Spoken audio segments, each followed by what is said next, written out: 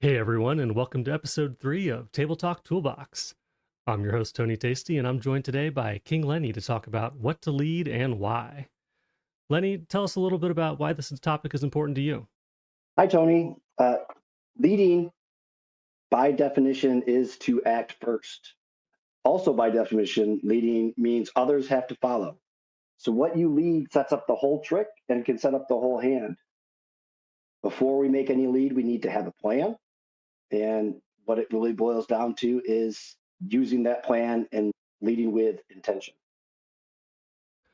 Agreed. Yeah, aside from not calling enough, the thing I noticed most about casual players is that they'll often say, I don't know what to do here when they have the lead. And that's quite reasonable because these crucial decisions require you to put everything you know about Euchre to work to find that perfect lead. And we can't really go through exhaustive examples and corner case scenarios in an audio only format, but that's what our YouTube show Table Talk is for. What we can do in this podcast format is to help you build a mental framework for how to think about your leads and to make sure you're always doing it, like Lenny said, with intention, purpose, and understanding. Now, as analytical euchre players, we should always have a plan, and the first thing we want to assess when it's our lead is the number of cards in each suit, also referred to as the suit's length. The trump suit always has 7 cards, and the next suit, which is the suit in the same color as the trump suit, will always have 5 cards because the trump suit steals a jack from the next suit and promotes it to the left bower. The non-trump colored suits are known as the green suits, and they always have 6 cards each: 9, 10, jack, queen, king, ace. The green suits are long, and the next suit is short.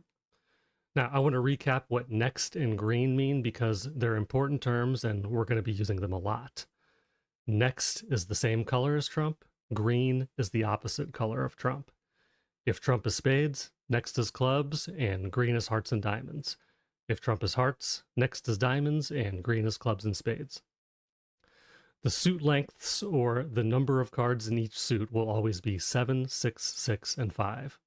The green suits are always longer than the next suit because they have 6 cards as opposed to next, which only has 5 cards, again because it loses its jack to trump.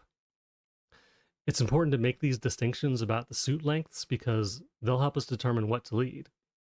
Now, the first thing you need to determine when leading is whether you're on offense or defense. And this is pretty straightforward in seat 1, round 1. Either your team called it or the other team called it. If the other team called it, you're on defense. And when you're leading on defense, you typically want to start by leading offsuit winners or suits that are unlikely to get trumped. The calling team likely has more trump than us, so we need to dance around it and try to win offsuit tricks where we can. And we do this by leading into the suits we think are the longest based on our holdings. Now, a prime example of this is a singleton ace in one of the green suits. Now, a singleton means you only have one of that suit in your hand, so the rest are out there somewhere. If you hold a singleton green ace, there are 5 more cards in that suit potentially in play, whereas a singleton next ace only has 4 more cards remaining. So if you lead a green suit as opposed to a next suit, it's more likely that the opponents will have one and have to follow suit instead of being able to win a trick with trump. The other great benefit of leading singletons is that it creates a void in your hand, allowing you to trump in if that suit is led again later, provided, of course, that you have any trump in your hand to use. So if you don't have any offsuit winners like an ace to lead, try just creating a void for yourself with your first lead. This is also known as short suiting and should be considered both when leading and when you get a chance to discard or throw off on a trick that you can't follow suit on or win.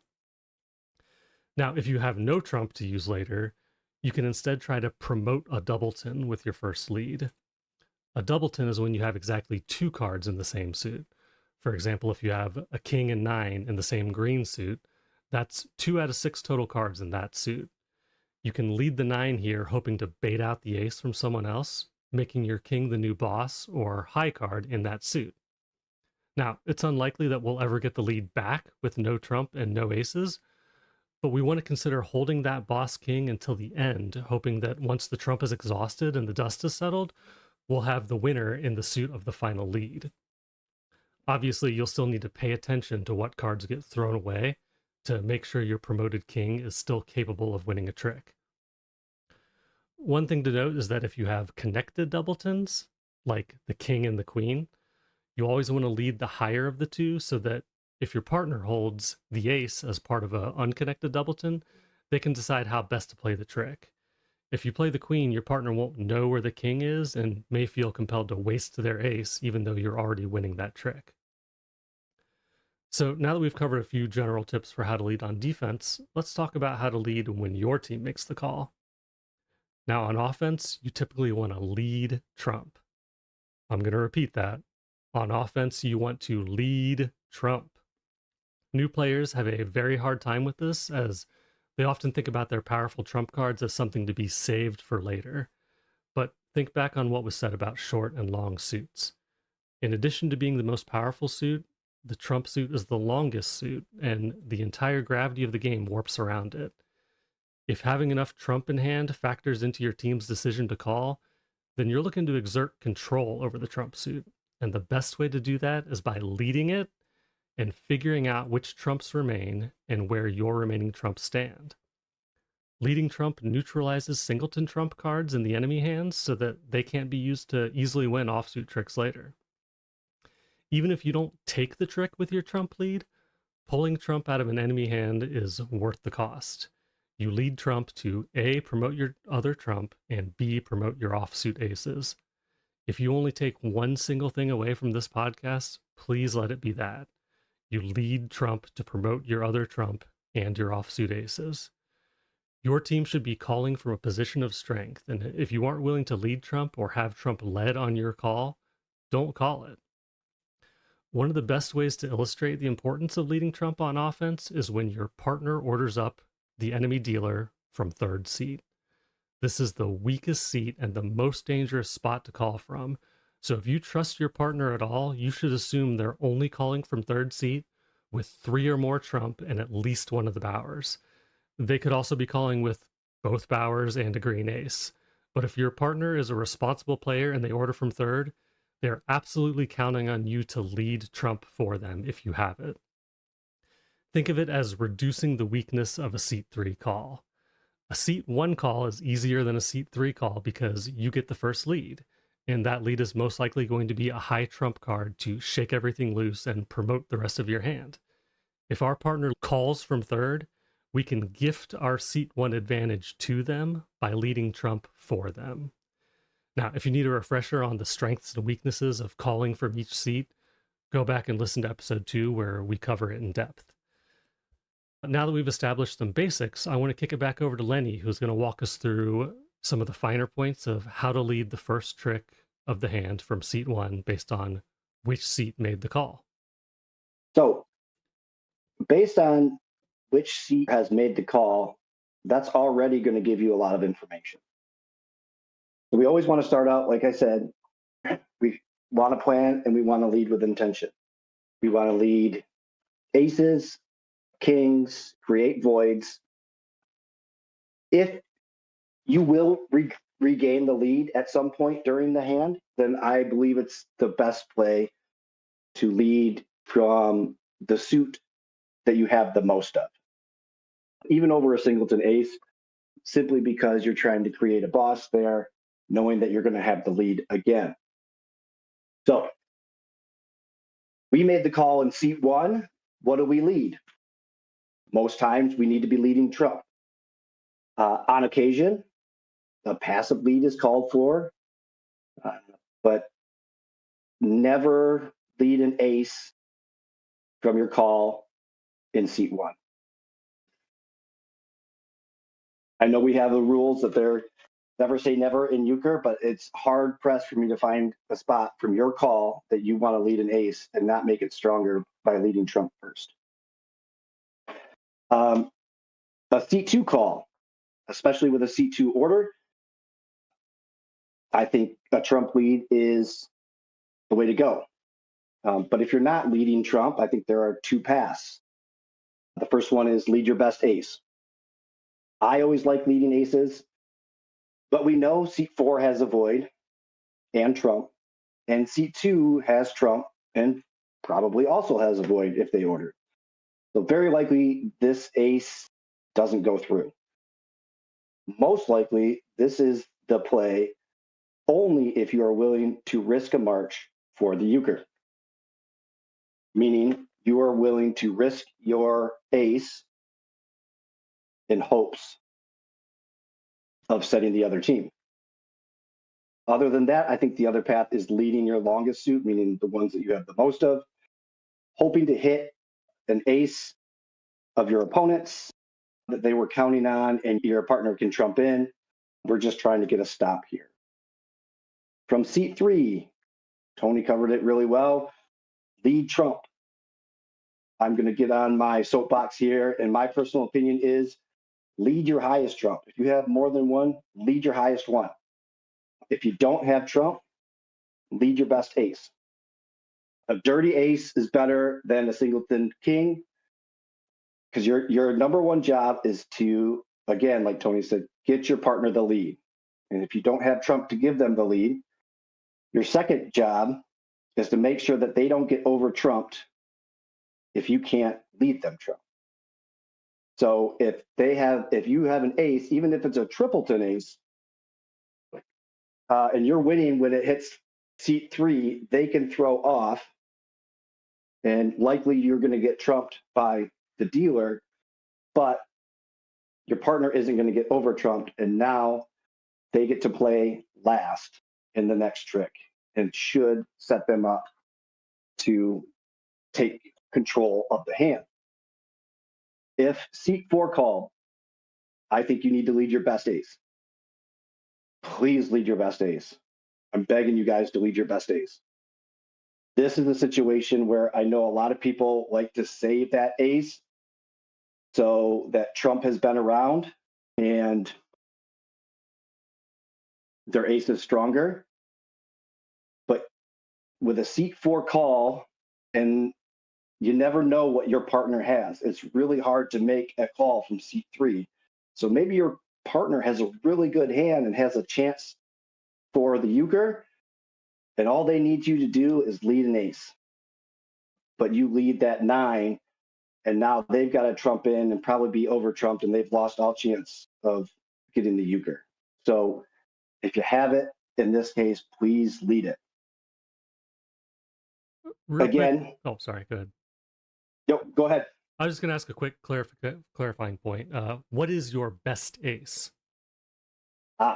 So your best ace then would be based on your hand, the one that has the suit that has the most cards still in the wild. Got it. Longest suit. Longest suit, yes. So, if you have ace, queen of hearts, and the ace of spades, and clubs are trump, those, to me, those aces are of equal value because they each beat 4 cards. The second part of, if you don't have an ace, sometimes you can lead your longest suit in hopes of forcing trump out of opponents or hitting your partner's void. I don't love this strategy, but sometimes it's the one that you have to take. And I would, if you have any trump, I would be creating a void before I'm leading my longest suit, if possible. So that's how I would lead. Just a quick rundown from a round 1 call from a round 1 order from any of the seats. Okay. Well, now that we have some general guidelines to follow and a cheat sheet for leading from seat 1, round 1, let's talk about how to approach subsequent leads. Again, we're going to hammer on this point. You want to be intentional and you want to have a plan. And this becomes even more crucial as the hand progresses and our goals change based on what we learn after that first trick. The entire game of Euchre revolves around achieving or preventing 5 main scoring conditions. 1, making a single point. 2 is making 2 points on a march, which is taking all 5 tricks. 3 is making 2 points on a euchre, which is preventing the enemy or the calling team from taking 3 tricks. And then 4 and 5 are preventing the enemy team from marching on you or from euchring you.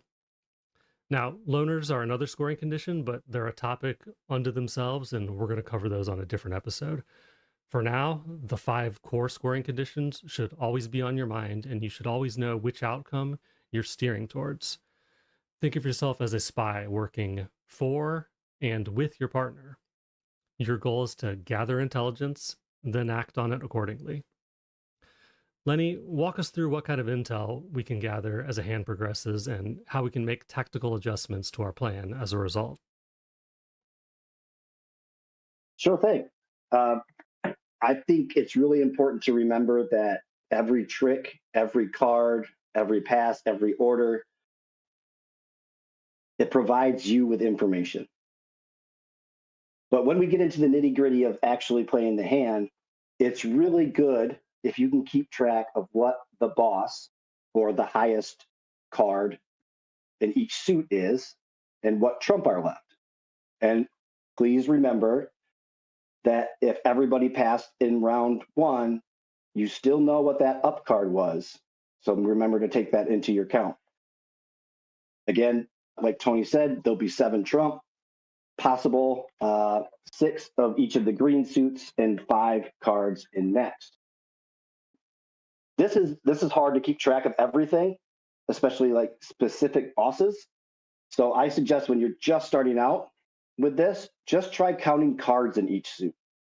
So um, if you had an ace of clubs that was green and you remember that on that first trick it went all the way around, meaning everybody followed suit, there are only 2 clubs left out there.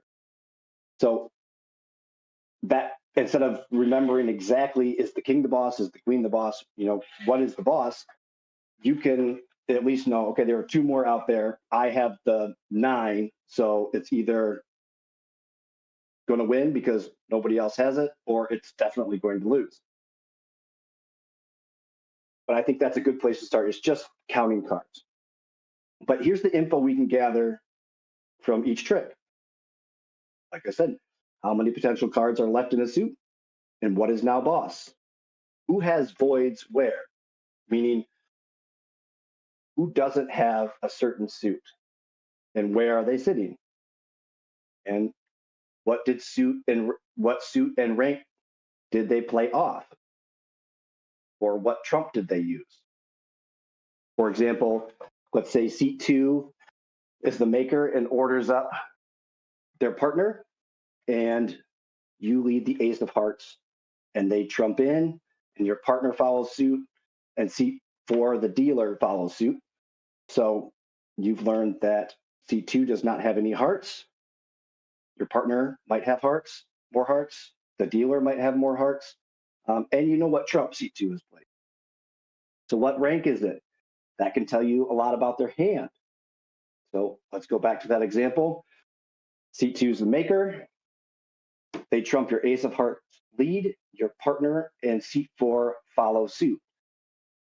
Your partner followed with a 9, and the dealer, or seat 4, followed with a king. So being that they followed with a king, and that's the second highest card, seat 4 likely now is void in hearts. They probably don't have any other heart. Otherwise, they would have kept the king. If you have a chance to get back the lead, then a heart is probably good to hold on to, because opponents will have to trump to take that trick.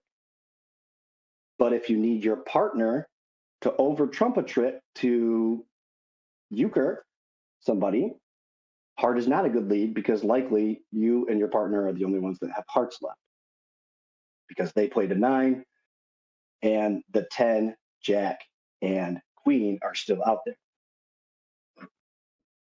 What trumps were played when and by who? I think we can really go in depth here, but the biggest takeaway I think you need to know from this is, when you see trump, what comes out? And remembering that when you play a card, each trick you're providing information or hiding information if you need to. So Just real quick in our example, let's say our ace of hearts was trumped by seat 2 maker with the 9 of trump. And then they come back with the right on trick 2. And your partner plays a trump. Now, the key here is, what does seat 4 play? Are they playing the trump that they were given, or are they playing something else? Because that gives information to you. But also, if you're in that situation and you have connected trump, show your partner the one they didn't give you so they know that you have trump in your hand left. It's valuable information that you can give your partner. Really, guys, we want you to start thinking about what information you can gather and how that changes your plan to one of the 5 main scoring opportunities. But doing all these things can give you a sense of what the other's hands are, and based on strength, positioning, where the maker or other strong hands are, our hand, our opponent and partner's playing styles, and other things that you might pick up, we can readjust our plan to choose the correct lead for later tricks.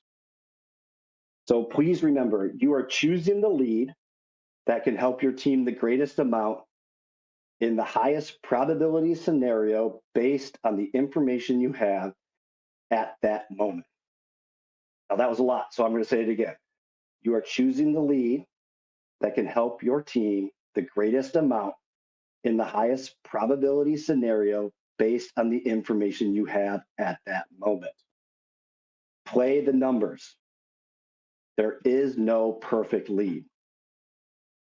The correct lead might not be the right lead for this particular hand. And what I mean by that is, the correct lead would be defined as the lead that nets us the most points over time or over thousands and thousands of hands. Sometimes the correct lead is going to net us more points over time, but in just this one off hand, it wasn't the right lead.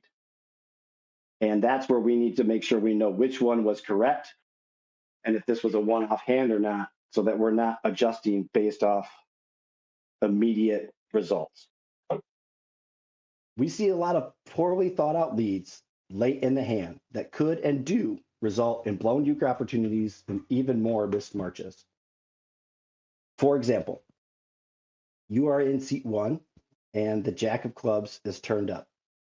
The dealer orders themselves up the jack of clubs, and so you lead the ace of diamonds, and everybody follows suit, including the dealer. Now, after that, you lead your king of spades, creating a void. And your partner is able to trump in, and you see that the dealer had the ace of spades. Now, what I see a lot of is your partner in seat 3 will come back with the ace of hearts, the other green ace. Based on their hand, this is probably their strongest lead, but based on the table, it's a terrible lead because the dealer was able to make a void.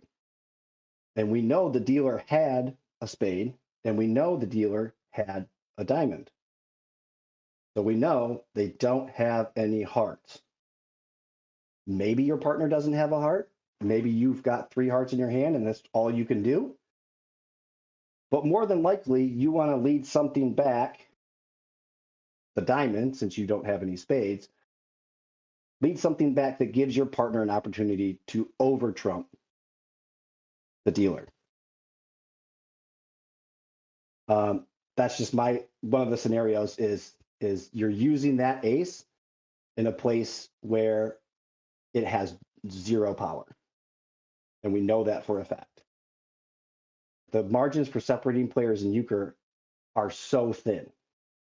There's such a high variance, and we have to get the wins where we can. So many times the correct play will end up not mattering in the outcome of the hand, but the few times it does matter is where we can make our gains. And I'm sure you hear it all the time. I hear it all the time.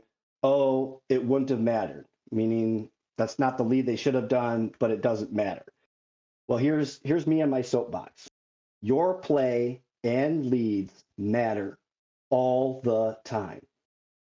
It just doesn't change the outcome every time. Awesome. Well, I think that just about sums it up. Thanks for sticking with us as we try and tackle this notoriously hairy topic in an audio only format. If you want to see in depth analysis of how to lead in different situations, I encourage you to check out our YouTube show, Table Talk, where we select interesting and commonly misplayed hands to review and dissect ad nauseum. Any closing thoughts, Lenny? Yes, have a plan, lead with intention, and try harder. All right, folks, that's it. See you next time on Table Talk Toolbox.